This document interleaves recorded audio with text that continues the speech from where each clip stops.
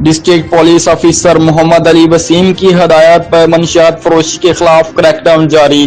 Report کر رہے ہیں خانیوال سے رانا ایڈی پرنس۔ پولیس تھانہ کچا کھو نے کارروائی کرتے ہوئے معاشرے کے نسور منشیات جیسے مکروہ دھندہ میں ملوث 3 ملزمان گرفتار کر لیے۔ ملزمان سے تقریباً 70 لاکھ روپے مالیت کی 19 کلو افیون اور 10 کلو ہیروئن برآمد۔ SHO تھانہ کچا کھو طیب سرفراز نے پولیس پارٹی کے ہمراہ ملزمان کو مخبر خاص کی اطلاع پر صابر چوک کچا کھو اور حسینی چوک سے رنگے ہاتھوں گرفتار کیا۔ ملزمان شوکت علی والد گل محمد ضلع سکنہ مردان، نور زمان والد قیمت خان سکنہ ضلع خیبر ایجنسی، کاشف علی والد لیاقت قوم جٹ سکنہ سمبریال سیالکوٹ گرفتار۔ ملزمان سے بھاری مقدار میں منشیات برآمد کر کے الگ الگ مقدمات درج کر لیے۔ گرفتار ملزمان سے انٹروگیشن جاری، جس سے مزید انکشافات متوقع۔ منشیات فروش موت کے سوداگر ہیں جو کسی رعایت کے مستحق نہیں۔ DPO محمد علی وسیم، کیمرہ مین ٹیم کے ساتھ رانا ایڈی پرنس، خانیوال۔